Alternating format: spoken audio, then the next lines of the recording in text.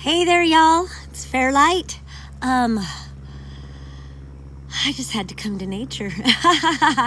And so I figured let's all go to nature. We've got the crows singing in the background. And so I don't even know what to talk about. There's so much to talk about that sometimes it's just about appreciating the silence. Although I do like to sing to the earth. And I started singing, and then I thought, well, I'll turn on the camera. I've got some cards here and whatever. I might pull some cards, post it to the Daily Down and Dirty, whatever. One thing I can tell you, living in Western North Carolina, is that I am from Colorado, and I'm not used to so many ticks. But I saw dragonflies walking up here. This is not far from where I live, and it's so beautiful. TikTok, I hate when it does that distracty thing. But maybe just I was gonna meditate a little bit. I've been doing this business accelerator workshop thing and online, and it's been really amazing, inspiring, motivating, and so even when I want to be silent, I can't help but talk. But no, for real though, there's a lot of people are aligning to shifts, and so if you are feeling called to make a big change in your life, fucking do it. I know there's something really powerful about this Pluto transiting back and forth. I'm going to sound like a broken record, but I have Venus at 1 degree and Mercury at 27 degrees Capricorn, so it's been affecting me, and I'm like, Pluto. But this shift into Aquarius is very, it's shifting the consciousness on the planet. Plus we have Neptune, the ruler of Pisces. I can't get through anything without talking about astrology sometimes. Neptune, the ruler of Pisces, is at 29 degrees of Pisces, which is the very last degree of the whole zodiac before we start over at 0 degrees Aries. And so there's profound fucking shifts happening. And it's like, no shit, Fairlight. But the point of me talking about it is that if you are being called to shift, then do it now. It's scary to take a leap. Many of us are being asked to take leaps in all different kinds of ways. I know some people are losing everything. Some people are just giving everything away. Some of us are investing in ourselves in ways that, maybe we've never felt brave enough to do before.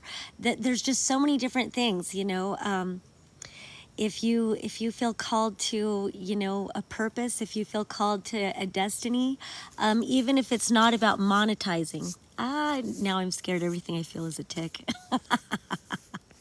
Anyway, I'm gonna sing a little mother song, and if the crows call out, I'm gonna sing to them too, and then I'll pull some cards, and then I gotta get back to my workshop thing that I'm doing, but I don't have my glasses on, so I can't see if anybody's watching, but peace and love to anybody that is watching.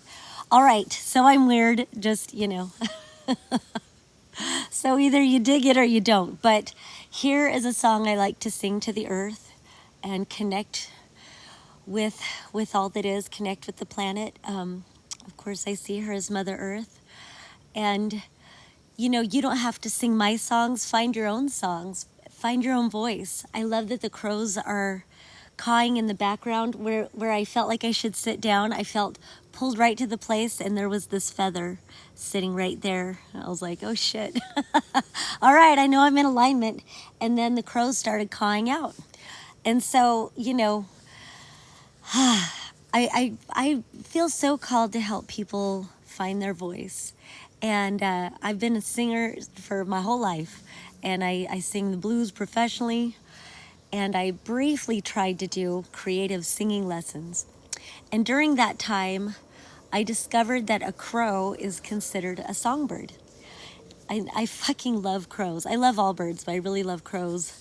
I have a strong affinity for crows and vultures and herons. I don't know. And cardinals. I love them all. Anyway, but a crow is considered a songbird because of the structure of its voice.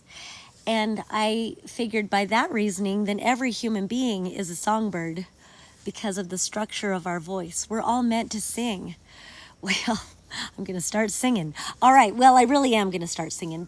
And the point about the crows is that, you know, they may not sing like a cardinal or a robin.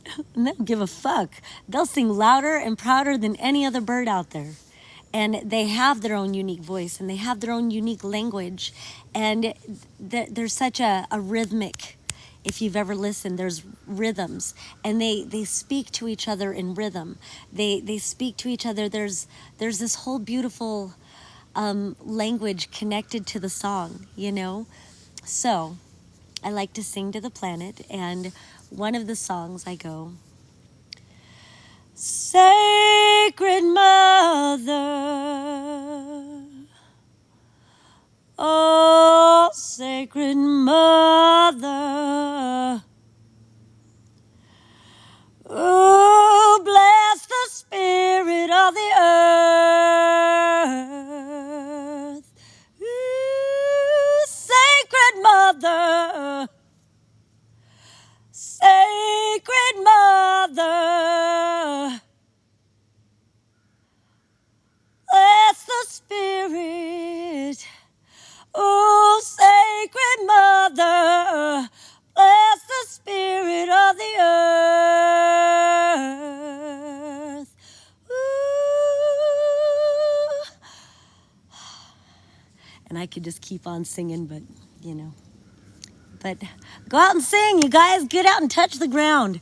We need to connect with our natural world, you know. So then I'll share with you my little crow song. I had some, I made some toast, and I took it out and set it out for the crows. They don't really like to come down to the apartment grounds, so I kind of hike up here and leave it for them. But anyway, feed the crows. They appreciate it. So I knew I'd end up pulling some cards, and fucking A, and open right up to the star card, which represents Aquarius. And then here's the whirlwind, or the Wheel of Fortune card reversed. And so it's so funny just talking about Pluto going retrograde out of Aquarius. So that's kind of cool. I almost feel like that reaffirms what I was talking about.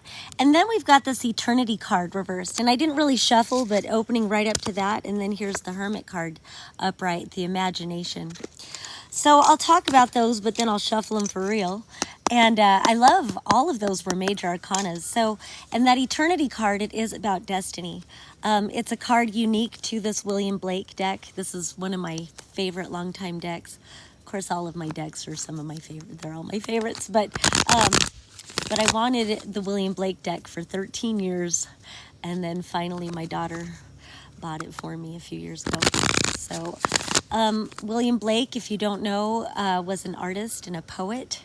A very outspoken, beautiful, intellectual, philosophical person who, oh wow, and transformation. So, you know, I really love the things that he said. His paintings are amazing. And then on some of these cards, there's like little poetry or just little snippets of sayings and whatever. And so then we have the Transformation card. So all of these major arcanas, and this is death. This is Scorpio, which is ruled by Pluto. So very much aligning with this. So I like that it's transformation. I don't know if you're familiar with Kai Pacha, who does the weekly Pele report on YouTube. I love Kai Pacha. He's an amazing astrologer.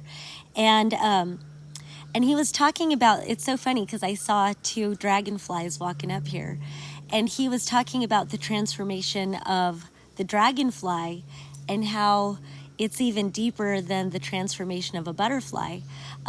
Both are intense, of course, but saying how a dragonfly starts out as a larva living under the water for 3 years. A dragonfly spends its first 3 years as a larva under the water. So just inhabiting that world, it's such a, I mean, and when we think of the symbology of water and how it represents our emotions, but also our deeper subconscious and unconscious, um, it's such an amazing realm to inhabit. And then after 3 years, the dragonfly will find something to cling onto to pull it onto dry land, like a leaf or something, to pull it onto dry land. And you know, from what Kaipacha described, it's kind of a taxing, to say the least, kind of a process for the little larva to turn itself into a dragonfly. Quite a molting, you know, it's a complete transformation. And then it has wings. So it goes from the water to flying. Talk about a profound life change, a profound shift, you know, and to suddenly be flying. And I love that that's, you know, what I was able to bring that, and I saw 2 dragonflies and it reminded me of that. So I get to share it with you guys. But with this transformation, and so back to that eternity card, I've been shuffling so I don't know where they are, but it's a 00. It's unique to the William Blake deck. It's in between the World card and the Fool.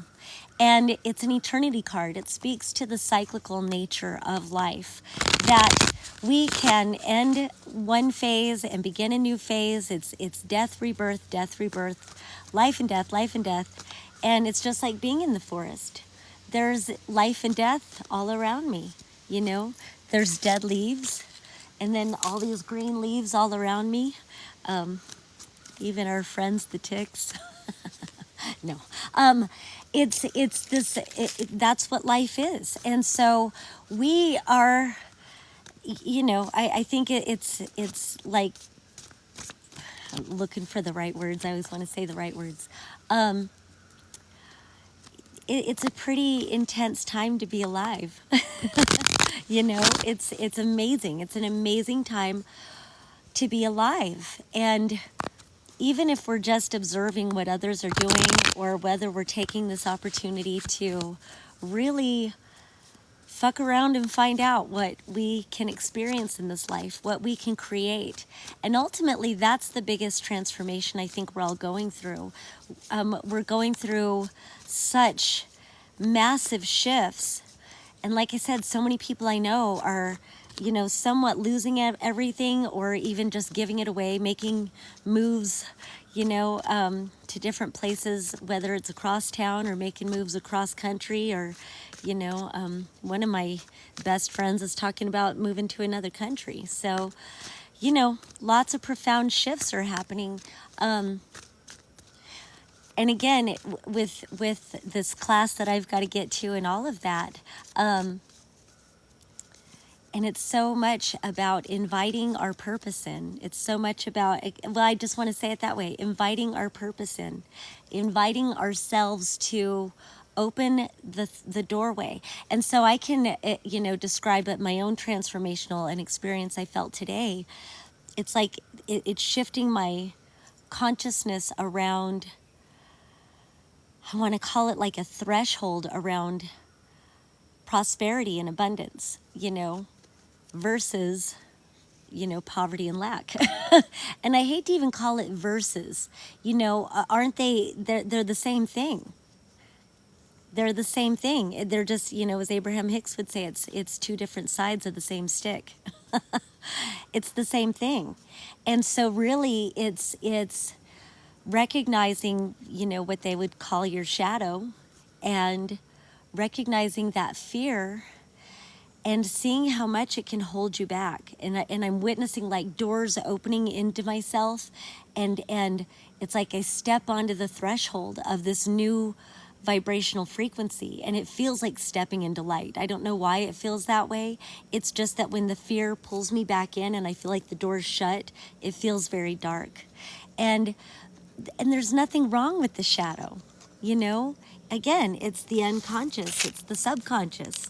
It's fragmented parts of ourselves that were deemed unacceptable, that we were taught to reject and deny, or not be worthy of or whatever. Fuck all that. So it's time to rewrite programs in our brains. It's time to recognize indoctrination. It's time to learn about what codependency is. It's time to learn about what cognitive dissonance is. And it's up to us to educate ourselves and embrace different perspectives. Because I'm also seeing people resisting a lot of change. And that's honestly, my guidance kind of wanted me to go live on Facebook, but I have been in too many arguments on Facebook. And with TikTok, I'm just experiencing pure joy and pure love. So I'm here. And I want to bring that pure love and pure joy, to everywhere I go. But at the same time, speak your fucking truth. And for some reason, I am called to really speak my truth on Facebook. So then we've got this ace of music, which is called passion, which is interesting to me because the ace of music in this deck correlates to water energy, cups energy. And so normally I attribute the ace of wands with passion. Passion is that fire, that flame, that inspiration. But I like that it's passion for this one. And it's so funny that it came out. And here it's water energy, it's music, it's cups. Yet he's on a bird and he's flying free. So you can't make this shit up, y'all. I love tarot cards. All right, so the little saying on here says, the desire of man being infinite, the possession is infinite, and himself infinite. And I think that goes right in with that whole death rebirth cycle that I was talking about. We are infinite beings. We are infinite creators, constantly creating new timelines and then learning all we can from those. And sometimes it's painful endings. Again, if we're losing everything or if a relationship ends or, whatever it is, we quit a job or whatever it is. But then all these endings, it leads to, well, now what? Now what would I like to create? Now what would I like to experience? And then it's kind of beautiful because then we have, this will be the last card and then I've got to get to my class. But this card is called Harmony. It's the Four of Poetry. It's the Four of Wands.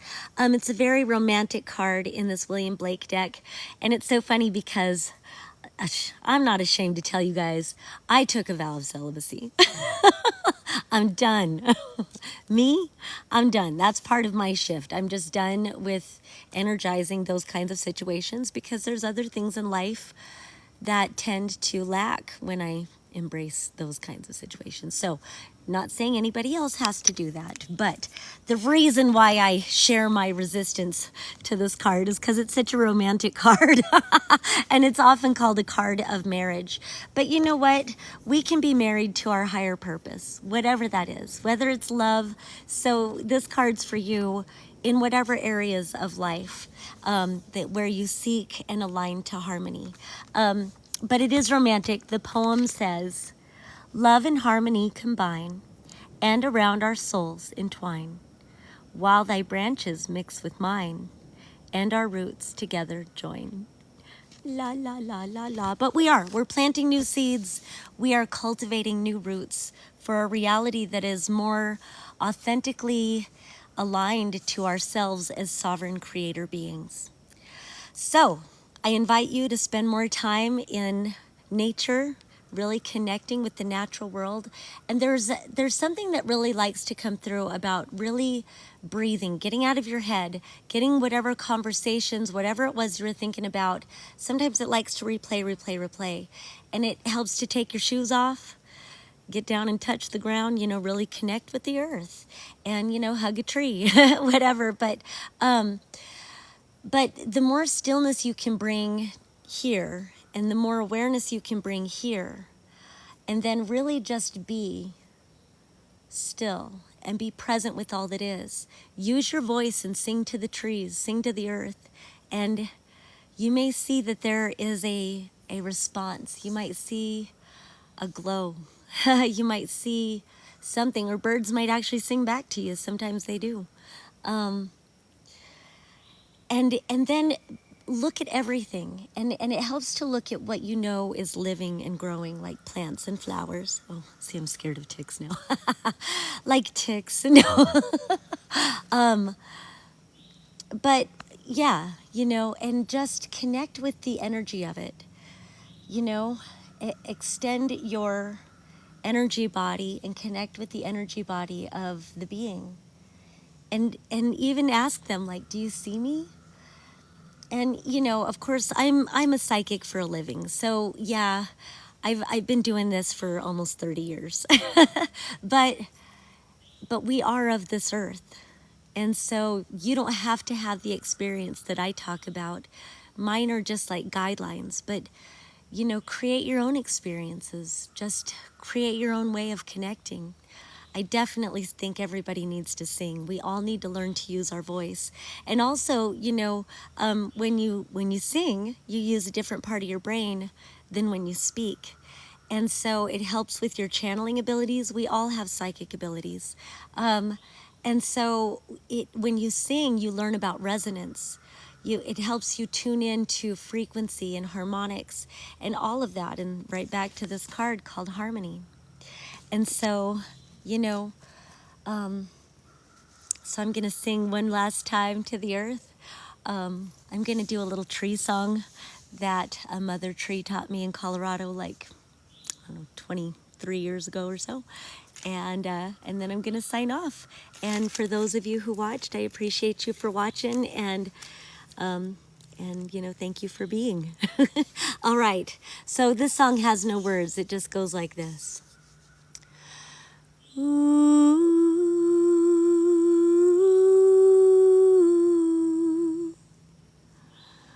ooh, ooh, ooh.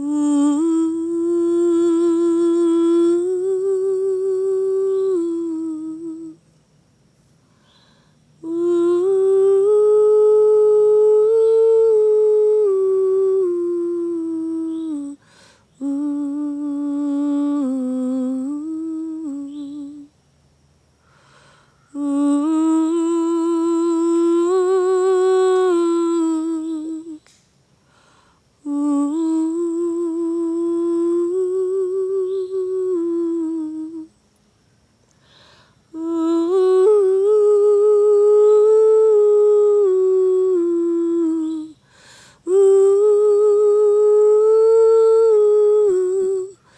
ooh. All right. Now I'm getting shy. All right. Well, peace and love. Maybe someday we'll all hang out in the forest together. Who knows? All right. Peace and love until next time. Now, how do I get out of here?